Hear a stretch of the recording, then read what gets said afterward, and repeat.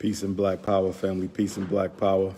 It's the Prince of Pan-Africanism, Dr. Umar Tunde. I'm live and direct in Brooklyn. Just to let you guys know, we are in the building. 73rd Ancestral Solar Return commemoration for the late, great, Honorable Dr. K.hallid Muhammad. So brothers and sisters, we are definitely here.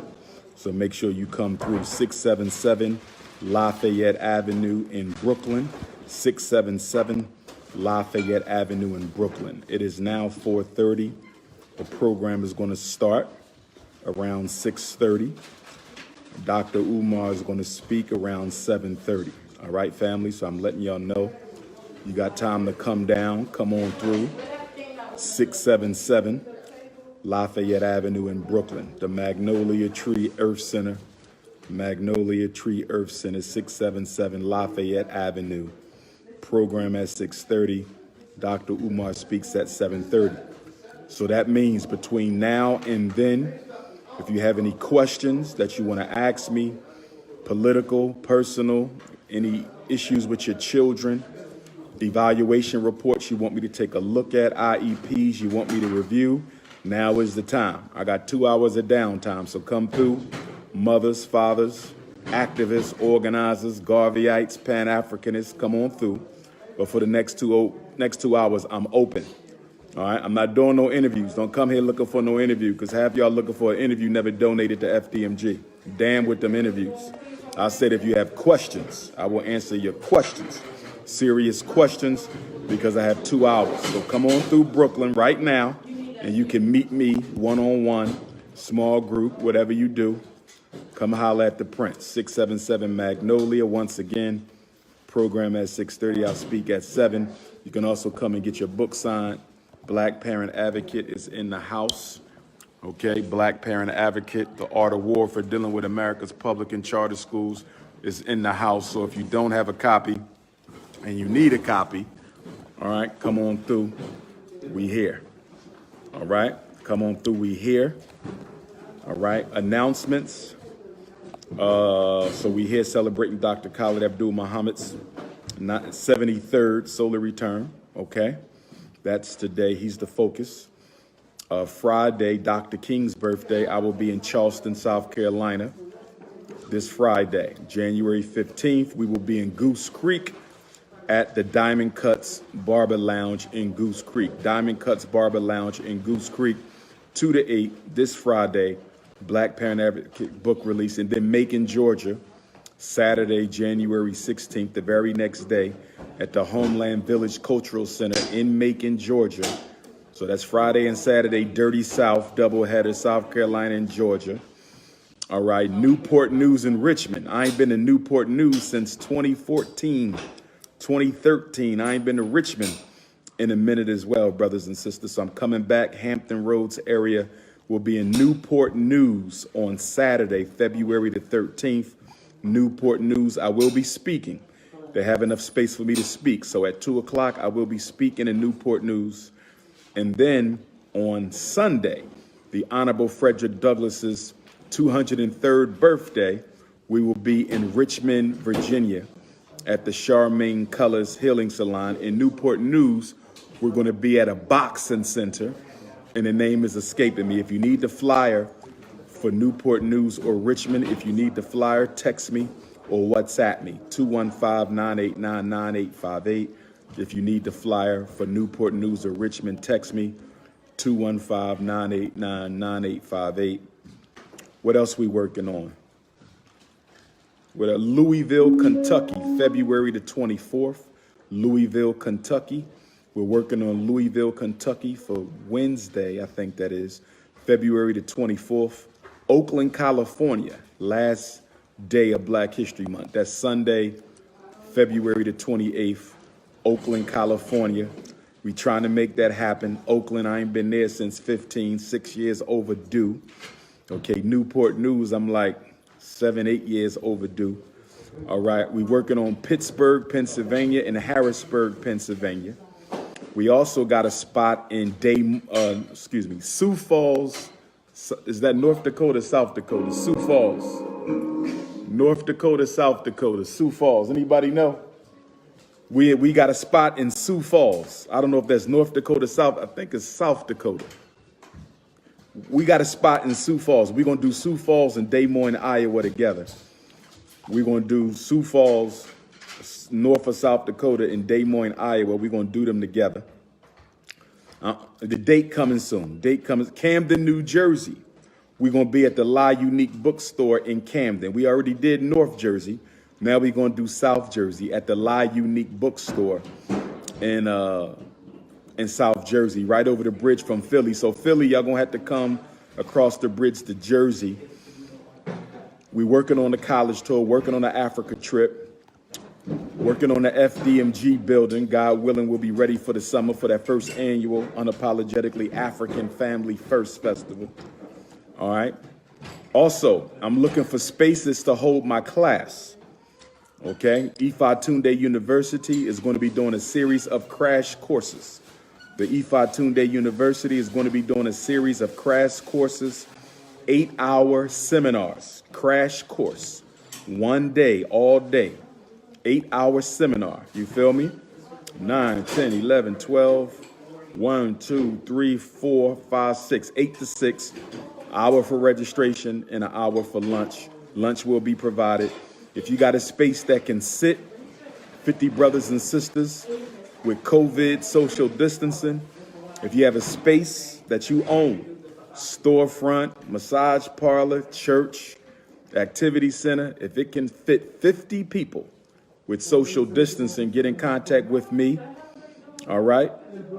So we can schedule one of the Ifa Tunde University crash courses. The crash courses will go from 8 a.m. until 6 p.m.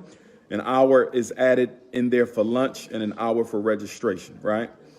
So you got an hour for registration and breakfast from 8 to 9, and you got an hour for lunch from about 12 to 1. So we're going to be doing crash courses on such topics as Pan-Africanism, the first 100 years, Pan-Africanism, the second 100 years, Pan-Africanism, the third 100 years. We're going to do the history of the LBGT assault on the black community. Can't wait to do that. We got to clear up a lot of the misconceptions about that movement, which was financed by the government. We got to talk about, we're going to do feminism. We're going to do the special ed process. We're going to do Black America since Dr. King. I think I'm going to break that up into 2 parts because Dr. King been murdered. This April will be, 08 was 50 years. So, wait a minute, 68. So 78, 88, 98, 08, 18 was 50 years. So this is 53 years since Dr. King was murdered, 53 years. So I think I'm gonna do the first 26 years after Dr. King and then the second 26 years after Dr. King. That's gonna be a very important Ifa Tunde University crash course. That's gonna be a very important Ifa Tunde University crash course because I wanna show you how we got to where we got. I'm gonna show you how, and one of the biggest reasons why we got to where we got is we took our foot off the gas. We stopped organizing, we stopped protesting, we stopped putting pressure on the white power structure. And the reason we did that is because the white power structure gave us a brand new post-Dr. King Coon Illuminati. A Negro aristocracy was created by the American power structure. And that Negro aristocracy, a bunch of Negroes with titles without power, that Negro aristocracy that the white man gave us after they killed Dr. King, a bunch of Negroes with titles without any power, but they were able to garner the confidence and the faith of black people. So one of the reasons we stopped protesting is because we had faith in the post-Dr. King bourgeoisie to deliver us some tangible resources and opportunities. The gatekeepers. And the irony of the post-Dr. King gatekeepers is the fact that it was Dr. W.E.B. Du Bois, a Pan-Africanist, but a Garvey hater nonetheless. He is the one who gave birth to the notion of the talented 10th. But the talented 10th never really took form during Du Bois' life the way that it would do after his death. And of course, Du Bois passed away, I think, in the early 70s, right? So he would have been around right after the Dr. King assassination, but he would not participate in the post-Dr. King talented 10th. And now we can look 53 years later after the post-Dr. King talented 10th, and we can say to ourselves that that was nothing but a setup for a sellout. I'm going to say it again. The post-Dr. King talented 10th, okay, was nothing but a setup for a sell. But we celebrating Dr. Khalid Muhammad 73rd Earth Day of what I would call one of our most unapologetically African organizers and leaders of the modern era. Dr. Khalid Muhammad was the living example of black masculinity and manhood, brothers and sisters. And one thing we got to remember about Dr. Khalid and Dr. King, okay, and I would put myself, not comparing me to them, but I would be in that category as well, as brothers who had real doctorate degrees and could have done something else with our life. Dr. King did not have to give his life to civil rights. He could have became a T.D. Jakes. He could have became a Creflo Dollar. Dr. King could have been the greatest megachurch minister of all time. Dr. King could have been the greatest megachurch minister of all time, but instead of doing that, he gave his life to black people. Dr. Khalid Muhammad had a doctorate degree. He even a year at Harvard University, brothers and sisters. I want y'all to let that sink in for a minute. The founder of the new Black Panther and oratorical skills could have very much, okay, spent his life doing something other than protecting the lives of black people, brothers and sisters. And when you look at the police brutality against black people that has taken place in this country since Dr. Khalid's death. Now, Dr. Khalid left us in February of 2001. What was the day he passed, Queen Mother? February 17th. February 17th, 2001 is when Dr. Khalid transitioned, right? So he left us right at the beginning of the 21st century. And since Dr. Khalid left us, we've been catching hell from the police ever since. Not to say it wasn't a problem before, but while Dr. Khalid was on post, brothers and sisters, the new Black Panther Party would show up anywhere to defend the life of black people. Y'all remember when Dr. Khalid showed up in Jasper, Texas with the James Byrd situation, brothers and sisters. Remember that? When James Byrd, a black man, got a ride home from some of his white friends. We got to talk about that. White friend. What is a white friend? Somebody got to explain this concept of black people having white friends. So James Byrd got into a pickup truck with some white friends of his, and instead of being friendly, they became devilly and they drugged that brother to his death. His body parts was found all along that highway. His head came off his body, legs came off his body, arms came off his body, and the only black leader in America,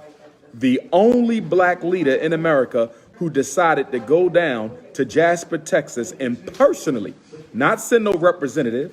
Dr. Khalid didn't send no representative. He went to Jasper, Texas himself, brothers and sisters, with the new Black Panther Party to find out exactly what was going on and why is it that an American town is letting white folk drag black people to their deaths, brothers and sisters. Dr. Khalid did that. It reminds me of the late, great Medgar Evers. Y'all remember him?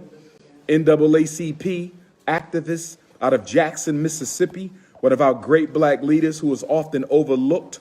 Okay, he must be mentioned. We must remember Medgar Evers.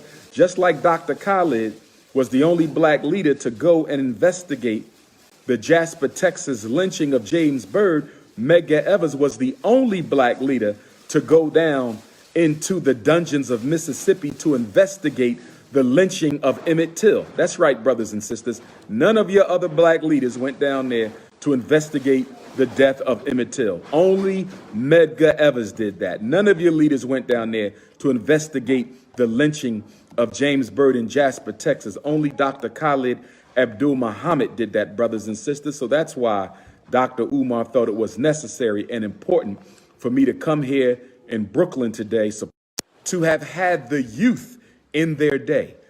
Dr. Khalid had the youth, okay? Dr. Khalid had the youth. He had the Million Youth March right here in New York City that the European power structure tried to sabotage, but it still went on. Okay, and speaking of Dr. Khalid, in the spirit of Dr. Khalid, given the fact that I'll be in Charleston, South Carolina Friday, I must bring up my brother, who was a successor to Dr. Khalid, the late Hashim Nzinga. Rest in peace to Hashim Nzinga, who is the immediate past chair or president of the new Black Panther Party. I remember this in the Charleston 9, killing 9 black people at Bible study, including 6 mothers. We went down there and we marched. And I have to be honest, brothers and sisters, when I looked around, there were not a lot of hotepas down there. When I looked around, a lot of your YouTubian intellectual masturbators, they were not there. They were too scared to come on down to Charleston, South Carolina. They said, we'll show up in Baltimore because we run Baltimore. Okay, we'll show up in St. Louis, rest in peace to Michael Brown, because, you know, we got a lot of brothers and sisters in the Midwest and in St. Louis, right? But we don't know about no Charleston now. We'll show up in New York and we'll march for Eric Garner, you know, but we don't know about no Charleston, South Carolina. That's a little too deep in the Confederacy. And I was disappointed. I'm going to be honest with y'all. I was disappointed by the turnout of your so-called conscious leaders and organizers who did not show, who failed to show up in Charleston to march with us, the new Black Panther Party and Dr. Umar and Team Pan-African. And we marched, brothers and sisters. I'll never forget it. This is like the week after the massacre, which took place inside of Denmark Vesey's church. And for those of y'all who don't know Denmark Vesey, this brother organized the largest slave revolt that never took place in American history. It was scheduled, I believe, for June the 16th.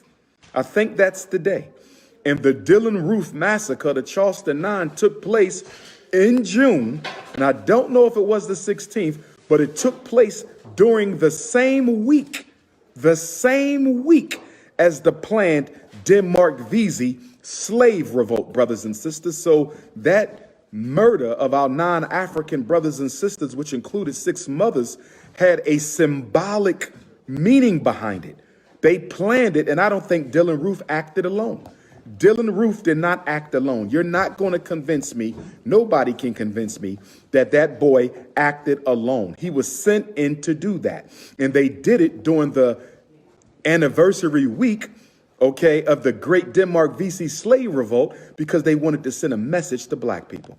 I said they wanted to send a message to black people, brothers and sisters. And so anyway, as I'm marching with my brother Hashim Nzinga and the other members of the new Black Panther Party, we're marching and we come up to the church that Denmark Vesey belonged to. Denmark Vesey belonged to the church where the Charleston 9 massacre of June 2015 take place.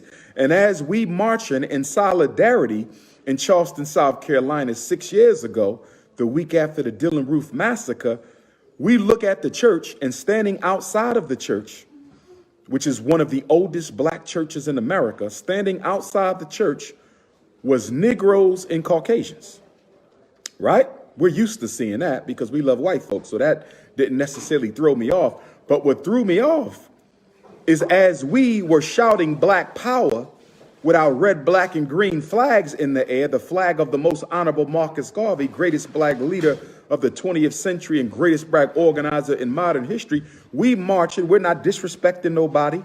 We're talking about no justice, no peace. We screaming Black Power. And as we approach the church of Denmark Vesey, the most notorious of the slave insurrectionists, as we approach the church in June of 2015, the black people and the white people standing in front of the church where the massacre took place joined hands and started singing, "We Shall Overcome." I thought I was having a historical dream, brothers and sisters. I thought I was having a historical dream. You mean to tell me we down here marching for black justice? We down here marching for black life. Dr. Umar, the new Black Panther Party, and other brothers and sisters from the community. We marching for black justice and black life.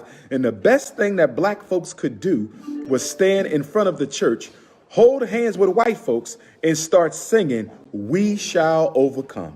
And then to undermine the strength of the protest march that we were having, okay, Not only did they sing, "We shall overcome," holding hands with their oppressor, they started hugging and kissing on their oppressor and saying, "I love you. You are my brother and my sister. I don't blame you for what happened."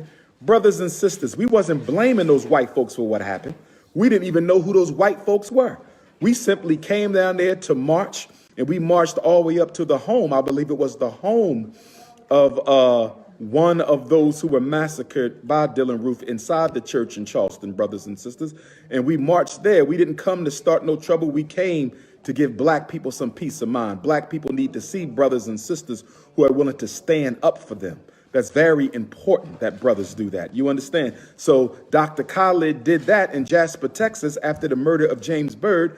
So Hashim Nzinga, the leader of the new Black Panther Party, Dr. Umar Johnson and others, we decided to show up in Charleston, to show our family in Charleston that we are here and we're not going to let nothing happen to you over our dead bodies. And the best thing them Negroes could do was kiss on their oppressors and start singing, "We shall overcome." So if you want to ask me why we need the Frederick Douglass and Marcus Garvey Academy, if you want to ask me why do we need a revolutionary pan-African nationalistic, not no religion, brothers and sisters, FDMG will have a spiritual foundation, but it will be thoroughly racial, not racist, but racial. It will focus on the empowerment, the liberation and emancipation of African people, brothers and sisters. That is what the Frederick Douglass and Marcus Garvey RBG International Leadership Academy for Black Excellence, brothers and sisters. We got to get back to Black excellence. That's why we need FDMG. We don't have any more Black excellence. Do you think Dr. Khalid Abdul-Muhammad would have stood by and let what happened to Eric Garner happen to Eric Garner?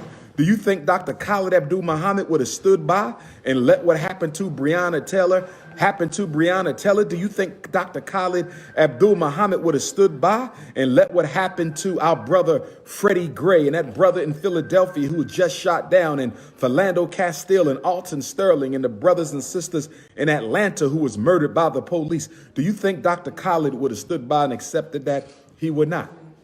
He would not. We got to honor our ancestors because they are our liberators on the spiritual plane. We have to honor our ancestors because they are our liberators on the spiritual plane, brothers and sisters. So we are here in Brooklyn. New York City, come on out. Queens, come on out. Brooklyn, come on out. Harlem, Manhattan, come on out. Boogie Down Bronx, come on out. We are here at the Magnolia Tree Earth Center. Program starts at 6:30 today. The Magnolia Tree Earth Center in Brooklyn, 677 Lafayette. That's where I am. It is 4:50. Program starts at 6:30, so we have about an hour and a half if you want to come and talk to Dr. Umar. I'm wide open for you. You got questions about the Frederick Douglass and Marcus Garvey Academy? Come and ask me your questions. You don't like me and you think I'm too confident, what you call arrogance? Come and tell me to my face. Pull on up. Don't talk about me on YouTube. Pull on up. Don't make videos about me to pay your bills. Pull on up, brothers and sisters. My supporters, pull on up. Come on out and show solidarity. Let's honor one of our greatest leaders of modern times, the late, great doctor. He was a real doctor, not the doctorates they give out on YouTube. Because, you know, on YouTube, people just call themselves a doctor with no credential. Not the doctorates they give out during Black History Month. You know, they give out a doctorate. This ain't no honorary ghetto doctor. You understand? Dr. Khalid had a real doctorate, just like Dr. King had a real doctorate, just like Dr. Ifa Tunde has a real doctorate, brothers and sisters. We have to get back to Garveyism. And Dr. Khalid Abdul-Muhammad, in my opinion, is the closest thing we've had to the most honorable Marcus Garvey since El-Hajj, Malik El-Shabazz, Malcolm X. Dr. Khalid was a bold, dark-skinned African brother, and I don't play the color game. I love all Africans, whether you are a butter almond African or a butter pecan African, if you are African lemonade or a hot French vanilla African, if you caramel African or sweet brown sugar African. I love all Africans, brothers and sisters.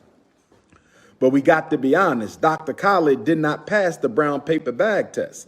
And if we go back through black history since the end of slavery until today, 99% of all black leaders, to be a leader, you have to pass the brown paper bag test. I'm not introducing light skin supremacy. I'm exposing light skin supremacy. I'm not introducing light skin supremacy, brothers and sisters. I'm exposing light skin supremacy. Let us be honest. 99% of all black leaders in America since the end of slavery have had to pass the brown paper bag test. It doesn't take anything from them. Malcolm passed the brown paper bag test, and that takes nothing away from K.hallid. Dr. King passed the brown paper bag test, and that takes nothing away from Dr. King. I'm going to close up in 5 minutes. You need me, Queen Mother? You got some info for me, or you just handing out? I need one of those.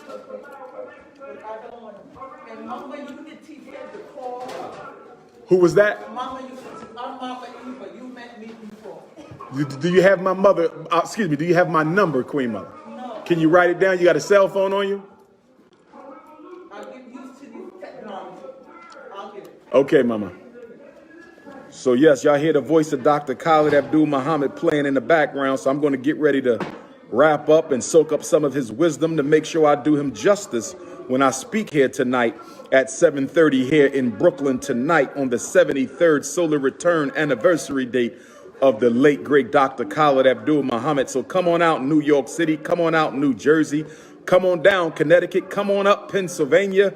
Come on over, brothers and sisters. We're celebrating 73 years of one of the greatest, boldest, blackest leaders we've ever had. Like Mr. Garvey, Khallid was chocolate. He was kissed of the sun. He was of the complexion of the original African ancestors of Nile Valley culture and civilization, brothers and sisters. So I'm going to get ready to wrap up, focus and meet some people. We got some mothers and fathers here, so I got to do what I do as the leading school psychologist in America for black people. But if you need to reach me, 215-989-9858. Don't call me, text me. I do not return phone calls unless it's important for me. 215-989-9858. You can text me, email me, Dr. Umar Johnson at yahoo.com. But most of all, and least of all, make sure you donate to the Frederick Douglass and Marcus Garvey RBG International Leadership Academy. Get on your Cash App, $FDMG School. I said get on your Cash App, $FDMG School. Get on your PayPal, paypal.me/FDMG Academy, paypal.me/FDMG Academy. Go to drumarjohnson.com. Join the Loyal Donors Club. Join the Loyal Donors Club. $50 a month for bronze, $100 a month for silver, $250 a month for gold, $500 for diamond, $1,000 for platinum. Where them black businesses at? You should be ashamed of yourself, black businesses, and you ain't signed up for that gold, that diamond, that platinum Loyal Donors Club membership. And then, brothers and sisters, make sure you mail in your donation if you need to the FDMG Academy, P.O. Box 9634, Wilmington, Delaware, Brooklyn. We are here. Come through. Program begins in 90 minutes, 6:30, 73rd anniversary birthday commemoration. Dr. K.hallid Muhammad, hosted by Queen Mother Ya Asantewa, the Prince of Pan-Africanism, will be speaking at 7:30. Charleston, South Carolina, I will see you Friday. In Goose Creek, Georgia, I will see you Saturday in Macon. Newport News, February 13th. Richmond, Virginia, February 14th. Louisville, Kentucky, February the 24th. Oakland, California, the last day of Black History Month, Sunday, February the 28th. It is the Prince of Pan-Africanism, Peace, and Black Power. Especially shout out to the MAP program, Rochester, New York. My brother Kareem is up there in Rochester doing his thing. Support the MAP, training the brothers and sisters, industrial skills that they took away from us in the 60s and gave birth to the mass incarceration and economic castration of black men. Peace and Black Power.